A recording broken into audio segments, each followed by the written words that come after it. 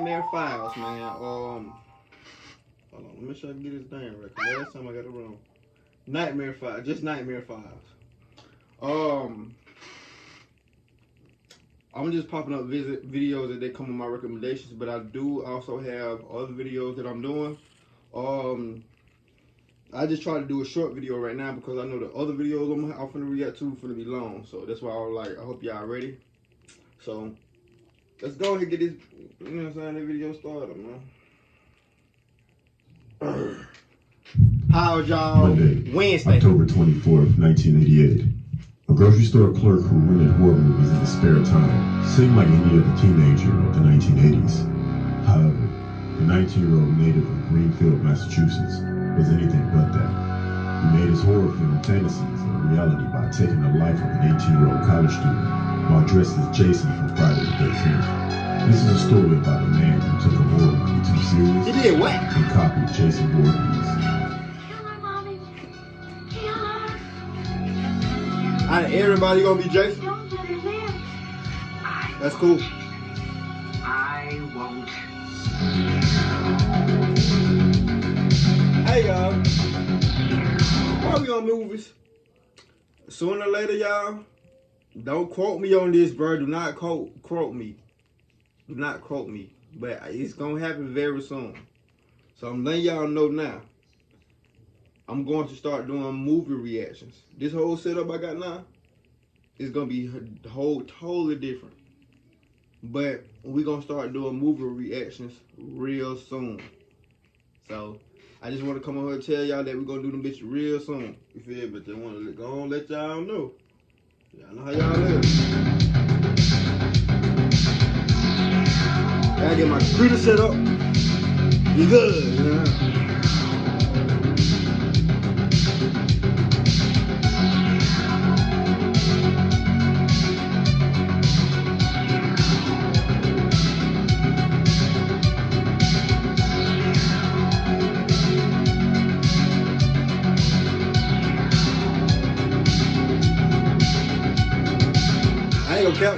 Jason Devil said though.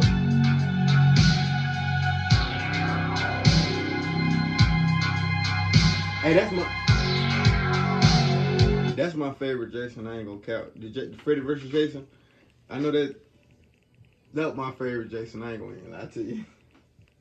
He was on Demon Time Gang. That one and the one that the last Jason that came out. I went to the movies the first day that bitch came out. Bro, they're my favorite two Jasons. No cap.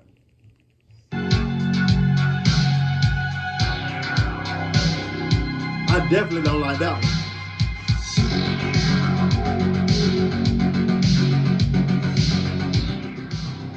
Since the 1980 debut of Sean Cunningham's film of that title and its subsequent franchise, Friday the 13th, has taken on somewhat a spookier connotation.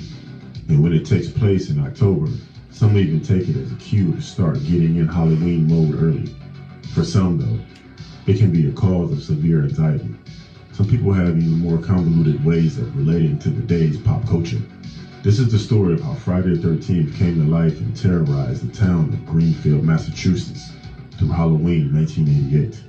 That is, at least as much of it as ever leaked out to the press. Mark Branch was an 18-year-old grocery store clerk with an avid interest in slasher films. The gorier, the better. He was particularly entranced with the Friday the 13th series and Jason Voorhees. Hell no. Some might have called it an obsession. Perhaps that's the way Sharon Gregory, a freshman psychology major at Greenfield Community College, might have described it. Sharon was apparently intrigued enough by Branch to do some sort of logical profile on him. Curiously, police were later unable to confirm that this was done as part of her coursework. Just how well acquainted the two were is questionable. But what is known is that Mark knew that Sharon had written up a psychological profile on him, and he wanted it. On the night of October 24th, Mark donned Jason's trademark hockey mask and big black boots and headed for Sharon's apartment. What exactly happened while he was there will never be known. Later, her twin sister found her mutilated body in the bathroom. Mutilated is crazy. You know how crazy you gotta be.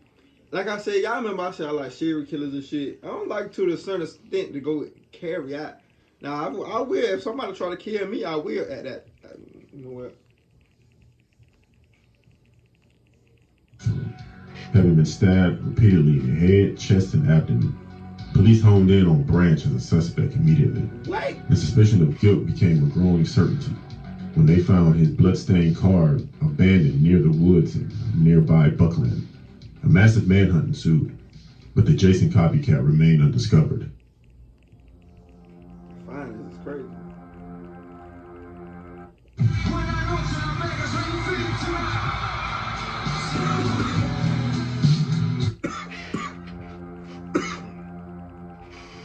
As Halloween approached and more sensational media coverage came out about Branch's obsession with Friday the 13th, area residents became increasingly frightened. Greenfield canceled its Halloween parade and downtown activities and confined trick-or-treat to afternoon hours. The local movie theater even agreed to postpone the release of Halloween 4, though how exactly that helped is somewhat unclear. Perhaps they feared that Branch would show up and attend the film. After all, Jason is, to a large extent, just a ripoff of Michael Myers. Everyone seemed convinced that Branch would show up around Halloween for some kind of climatic slaughter, demonstrating that perhaps he was not the only one who'd seen one too many slasher movies. In fact, Halloween passed without incident and also without new breaks in the search for Branch, despite the involvement of reputed psychic John Monty. There were no new developments in the case until late November, when a hunter discovered Branch's body hanging from a tree in the woods of Buckland. The coroner determined that Branch's suicide. That boy no goddamn suicide. Stop playing. Took place shortly after the slaying of Sharon Gregory. Attempts to draw out more sensational details of the case, particularly those surrounding Branch's obsession with Friday the 13th, were made by local newspapers, who petitioned the courts to release documents about the murder and evidence confiscated from Mark's home. It was said that the people around that town got justice, and it wasn't a suicide, but no one knows. An attorney for his family successfully blocked the motions, wrapping up the quote from Greenfield Police Chief David McCarthy. He was so entrenched with Jason that he had to have the final chapter in his own feelings. He wanted to know what it felt like to live out the part of Jason. Maybe he felt that he served his purpose, but no one would ever know. This is the story of Mark Branch, the Friday the 13th copycat killer.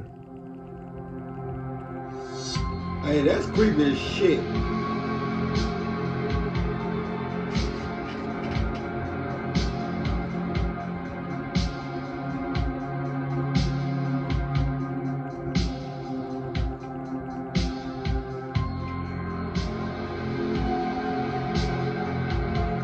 I was reading the goddamn. I was reading the article. That shit was crazy. I ain't gonna lie. Like, them like in the 80s, so the shit was way different back then how it is now. I can't even say people just had cameras, and they ain't even have. Only thing they ain't had no goddamn cameras back then. But they couldn't. I don't know. He wanted that just to get it documents. It's crazy. I ain't gonna cap. I never heard of the story before, but he got a couple more stories I'm gonna react to. That being said, see y'all motherfuckers on the next video. Give you a thumbs up. Also, if y'all have a problem with my videos come through your phone when I post, resubscribe, unsubscribe, resubscribe, and hit the notification bell and give the video a thumbs up. And hit that notification bell to notify you when I post another video. Let's ride, man.